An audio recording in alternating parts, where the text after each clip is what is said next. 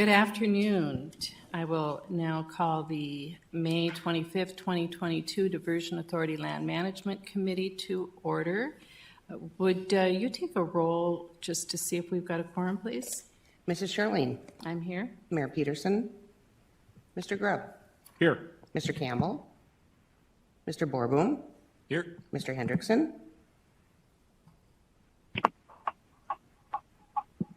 And I believe Mr. Henderson and Mayor Peterson are online, as well as Mayor Peterson is online too. yes, as well as Commissioner Mojo. Okay. Mr. Olson. Mr. Breitling. Here. Ms. Preston. Mr. Zimmerman. Here. Quorum is present. And that's a quorum? Okay, thank you. You have the agenda. Are there any additions or changes to the agenda? If not, I'd entertain a motion to approve. Move to approve. Thank Second. you. All in favor, say aye. Aye. Aye. Thank you. And you have had an opportunity to review the minutes of the previous meeting. Are there any changes, corrections, additions? Move to approve. Thank you. Is there a second? Second. Thank you. All in favor, say aye. Aye. Aye. Opposed, same sign. Moving on now to the property acquisition status report. Ms. Smith, is that you? No. Hi, I'm Jessica. I'm filling in for Eric Dodds today. Just going to go over the monthly status report. If you turn your attention to page 5, it just kind of goes over the statuses of the parcels. And to update you on this month, we've acquired 13. So 13 of those parcels are turning green, and that includes flowage easements, temporary construction easements, and fee title properties. Other than that, it's pretty much the standard. You can see in the status report which parcels have turned from red to green, from blue to green, and then we had one purchase agreement signed also. So if nobody has any questions on that, I can move forward. Thank you. So there was a recent ruling. Is that going to change any of the timing of any of this? Are we on schedule, and will we remain on schedule because of that? Commissioner, that's a good question. I can praise Jessica how quickly she turned off her microphone when you asked that question. We are on schedule still. So we've had several internal meetings regarding the Savageau opinion from the Supreme Court. So we actually had a meeting today with the Corps to kind of go over potential impacts on Drain 27. They were able to submit the contract and award that and split it into 2 separate contracts. So we'll continue to move forward on schedule. If we don't have anything back from the courts by September 30th, the Corps will need to make a different decision whether they reissue that bid and go through the whole procurement process again, or if they're able to find a different path. We're not sure at this point, but we're aware of the circumstances and are hoping to find a solution to that. Okay, thank you. Anyone else have any questions? Anyone online have any questions? Then we'll move on to item 5, the memo recommending the disposal of organic farmland. Yes, so thank you so much. So on April 28th of 2022, the MCC JPA unanimously approved a recommendation from the MFDA and signed by Joel regarding the disposal of organic farmland. A copy of the recommendation letter has been attached to your packet. As noted in the letter, the recommended process for disposal of MCC JPA owned organic farmland is one to establish that market value. The step was completed in November of 2021, so this is done. The next step would then be to identify organic farmland owners and producers who are impacted by the comprehensive project and offer the organic farmland to those impacted organic farmland owners and producers in exchange for necessary land rights. This has been partially established. We have been able to identify the impacted organic farmland owners. We have not offered these parcels to them in a land exchange. If the impacted organic farmland owners and producers don't accept the exchange of land for necessary land rights, then we'd offer it to landowners impacted by the southern embankment and associated infrastructure component in a land exchange. And if that were not to be fruitful, then we would take it out to public option. So this is a slight deviation from the excess lands policy. It did come with full support from the MCC JPA. I know Mr. Campbell was not able to be here today, but I'm happy to answer any questions that you might have. Thank you. Commissioner Mojo, did you have anything you'd like to add to this? I believe you were part of that committee. Is that right? Yes, I think this is a really good policy in terms of addressing the land concerns that we're hearing from our organic producers. Certainly, there's no easy way to figure out the best way, but I really do feel that this allows us to ensure that we're able to replace affected organic appropriately. Thank you. Anyone else have any questions? This is an actionable item to make a recommendation to the DA board for tomorrow's meeting for a recommendation to utilize this update on the program. So I would entertain. Commissioner Shirley, Yes. I'll make that motion. Thank you. Is there a second? Second. This Chuck, I'll second. Thank you both. Any further discussion? Mary, Yes.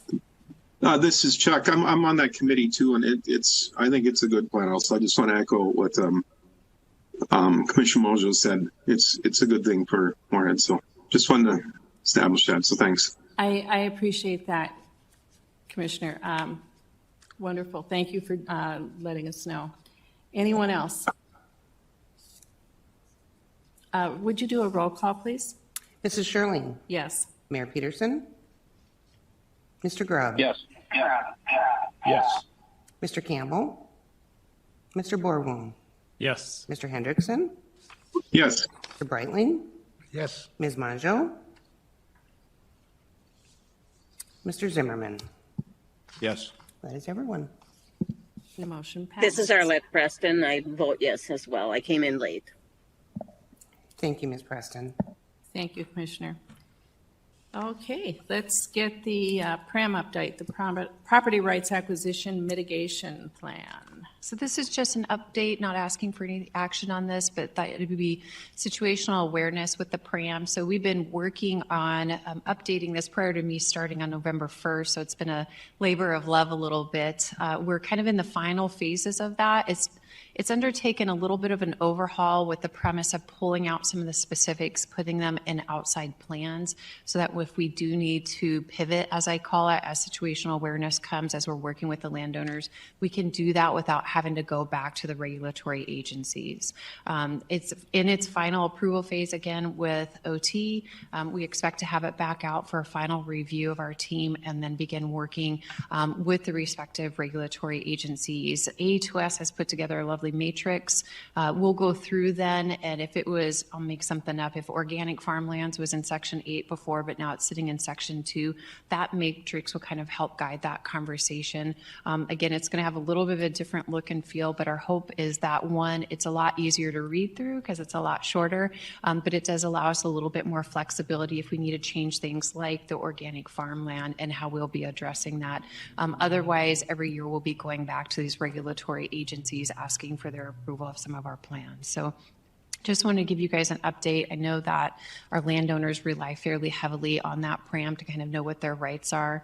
And so again, we hope to have this completed here in the next month or so. So is this regulated by the Minnesota DNR and the North Dakota, whatever they're called? It's the Office of water- State Engineer. I know Yes. it's Okay. a struggle still. So they're not the same mitigation requirements across the project. Is that correct? Let me see if I understand your question. We will need to take the pream to both entities. So we will need to go to the Minnesota Department of Natural Resources and the North Dakota Office of State Engineer for approval of it. They're both going to have to agree across state line what those mitigation efforts will be. Okay. And so that's part of the complexity, of course, is getting two separate state regulatory agencies to kind of agree on the efforts that we're putting forth. So again, the hope is that we get this in a good place where we don't have to go back and ask for this again. And then a lot of these we're going to get into in a couple of them down and in the Rimp, those guidance documents that live outside of that pream. So again, if we need to make an adjustment, we have the flexibility that we need in order to do that. But we provide enough information and what I like to call guardrails in the pream that both the regulatory agencies are comfortable with the decisions that we're making. So are there minimum requirements the same, or are they considerably different from state to state? I don't know that I can effectively answer that just because I wasn't involved in the process the last go around. I know Shockley can answer that question. Well, He's and I raising wonder his hands behind if me. Mr. Zimmerman could. Yeah, okay. I could take a stab, but I'd prefer the city attorney do that, or the general counsel in this case. Thank you, Madam Chair, members of the board. So there are differences and distinctions between the two states and their regulatory requirements. Some of them are very nuanced. Some of them are specific. Some of them deal with the measure of mitigation going along with the PMF and also the impacts. And so the short answer is there are differences. Are they significant, large differences? It depends upon what you view as significant and large.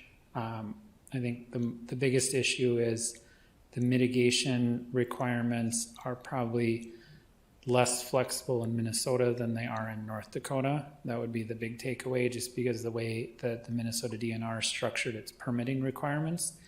That said, we are trying to have discussions with the DNR.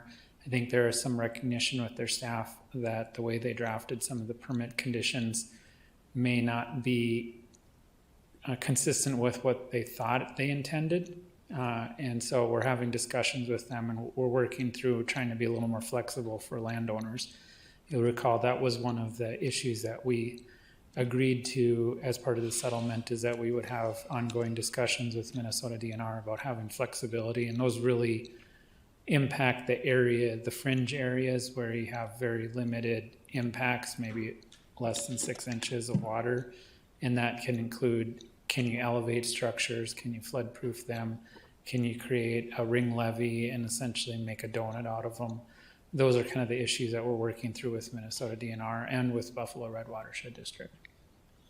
And thank you. That's exactly what I was referring to, because I know, it just seems like yesterday that we were all in Minnesota talking to lots of folks, and that was their big concern. That, I mean, I know the DNR wants to protect everybody, but a lot of those fringe landowners really wanted to have a lot of options, and so I hope we can accommodate that as best we can. Great. Anyone else have any questions about the PRAM update? Then let's talk about the Rimp loan program. Yes, the Rimp loan program has been going through a review process. We've been meeting weekly for a couple of months now just to kind of look at the process and the guidance documents that have been previously provided. I believe last month there was an update to the board where we asked for additional funding from $5 million up to $15 million. To date, we had only awarded 3 Rimp loans to 2 owners. We're going to see a significant increase at this point because the Rimp loan really does apply to those landowners, farmstead owners in the upstream mitigation area. In that, then, we wanted to ensure that this process was kind of locked up fairly tight. There's not going to be any need for action. We're not going to change the genesis of the program that was previously approved in May of 2020, but it is important to note that we are going through what some might call a fairly laborious process about how does something get approved, what gets approved, what is the process for appraising the farmsteads, how do we get through the approval process once they submit for reimbursement, how do we track those loans that are sitting in an escrow account, who's going to issue the 1099s. Again, we've increased the document by about 10 pages at this point, and that is in final review with OT, and hopefully that will be going out to the land agents within the next week or so. But just want to make you guys aware that, you know, even though something may have been done a couple years ago, as these programs are ramping up at this point, we are reviewing them again, and we are going back through them again. And if we need to make any changes within them, then this is the time that we're doing that. And so, for example, the only notable change within the Rimp program is previously we did ask that if you're going to be eligible for the Rimp loan, that you were in the general area of Cass or Clay County. We did change that. We felt like that was really left up to interpretation and could bring some litigation upon us. And so we've been very specific about the counties that people will be eligible if they move in. The intention was that we keep these businesses, these farmsteads in business, but we also keep the tax base kind of close to home. And so we certainly didn't venture out too far to say Burleigh County, but we did expand the scope a little bit as we're having some concerns with being able to relocate some of the farmsteads and just kind of expanding beyond the Cass and Clay County. So if there's any questions about the Rimp loan program, I'd be happy to answer any of you. I do know that there's pre-approvals that have been completed at the past CCJ WRD meeting, and there will be some tomorrow going forward as well. So how far out are you going? Well, graphically. Yep, for North Dakota, instead of just Cass, we have Cass, Richard, Barnes, and Trail. And then in Minnesota, instead of just Clay, we had Clay, Wilkin, Becker, and Norman. So if you're in Cass, you can't go to Clay? You can. You can? Yes. So you could go to Becker if you were in Cass? Okay. Yeah. And in expanding that, our awareness at this point is there's just one more farmstead that would be eligible for the Rimp loan program. So one of the concerns I've heard from landowners is the gain that they're going to be taxed on. Was it 10 or 15 years down the road? It's 10 years. 10. You know, and I get that we have nothing to do with that, but is there anything we can structure it so that it's less of an impact? Is that not possible? Have we researched that at all? Because that does seem to be a thorn in people's side. We have researched it. We have heard the same concerns from some of the landowners who are eligible for Rimp. So the Rimp is a 10-year loan. Starting year 5, 20% is forgiven each year leading up to the 10 years. And at that point in time, it should be 100% forgiven. Every year when we forgive that 20%, they will be taxed on the 20% that is forgiven because essentially we're granting them money. What we've advised them to do is to speak with their tax advisors, whether that's their legal counsel, whether that's a professional tax advisor. There are other opportunities for some of the landowners that they would be eligible for. We've advised the land agents to not provide kind of tax advice. At this point in time, though, what we have told them is that the Rimp loan kind of is what the Rimp loan is. It is a voluntary program. They don't have to accept the funds or all of the funds that are offered to them. But at this point, kind of working with our legal counsel, we don't see another way to structure those loans. Very good, thanks. Anyone have any questions on the Rimp loan? Then let's talk about the guidance document for partially impacted structure site in the upstream mitigation area, item 8. Yes, so again, this is just for your awareness. This is another fun document that we've got to dig into a little bit. Mr. Shockley just referenced this. This is one of those items that we need in place to ensure that we're being flexible. Primarily, you know, our landowners on the Minnesota side had some concerns. We are going to be working with a flexible compensation and mitigation plan. That is a requirement of the settlement agreement. And so this document will be a part of that plan to demonstrate that we are being flexible when we are working with the landowners and how we're going to be doing that. So I don't know if you had an opportunity to look through this at all, but it's really it recognizes that each property is unique and will require a customized mitigation solution. It really is just focusing on those structures that are in mitigation zones 2, 3, and 4, since these structures do and can remain under certain conditions. So it's not really applicable to those structures within mitigation zone 1.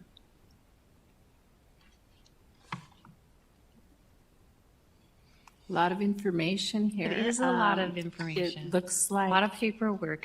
you and your team have been very, very busy, and this will be great late night reading for us, because it would be a shame if you'd put all that time and effort into it and we didn't. And nobody read it.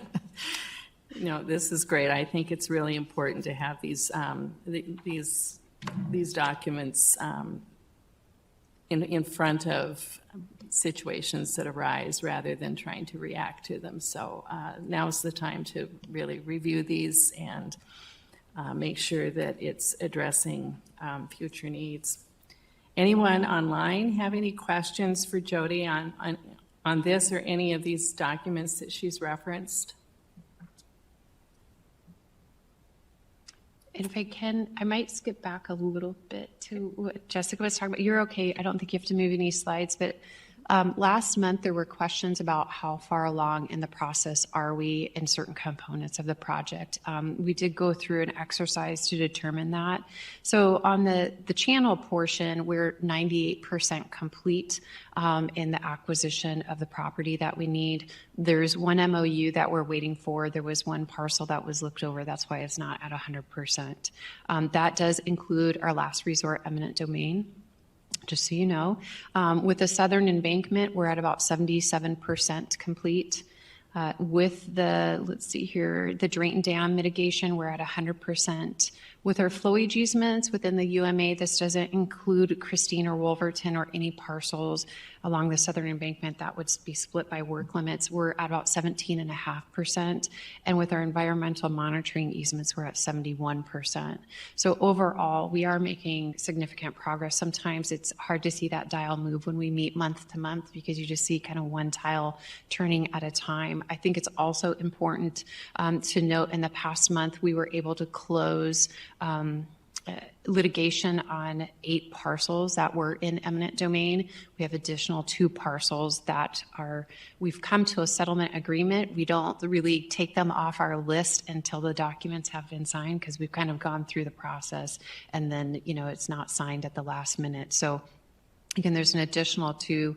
I met with an attorney this morning, had a great conversation. I have additional conversations on Friday with a different attorney regarding 3 parcels. And then I have, again, some mitigation coming up on the 14th with a handful of parcels. So even though they're in eminent domain and the respective boards have made that decision to move forward with that process, it doesn't mean that our negotiations are done. And again, sometimes it can be difficult because we don't see those tiles turning very quickly. But we really are making significant progress in the lands department. So, Great, thank you. Well, we appreciate all your efforts and the entire team that's out there working diligently. Anyone else? Then let's move on to item number 9, the Cass County Joint Water Resource District update. I don't see anyone from that group, but so Jody, I bet you're making eye contact with me. If there's anything else you'd like to add that you haven't addressed. No, I think the biggest thing that we've been working through with the Cass County Joint Water Resource District would be those Rimp loans. And so they've spent quite a bit of time reviewing those and getting those through. A couple of flowage easements. Again, if they're coming in at appraised value, the board doesn't need to vote on that.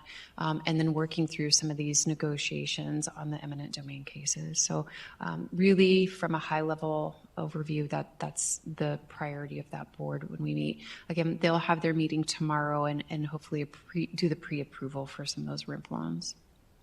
Okay, thank you. And then online, we do have Councilmember Hendrickson and Commissioner Monjo with the Minnesota Joint Board. Do you have an update for us? Go ahead, Commissioner, if you want to, or I can too.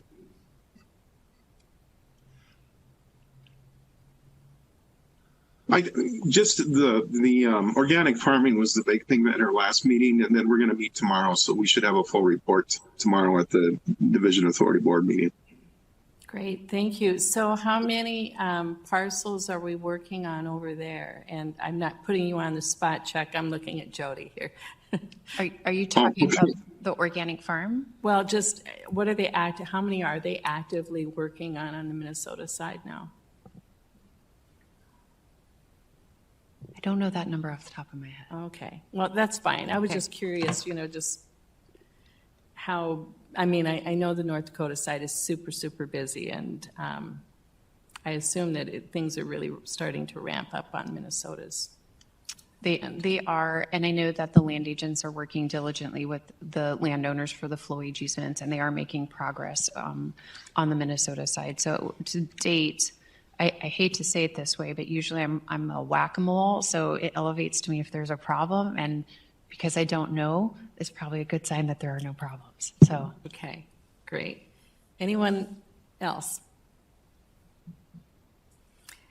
Item 11 in your packet, there's the update that will be given to the DA board tomorrow that you can look through. Is there any other business? Any other business? If not, I would entertain a motion to adjourn.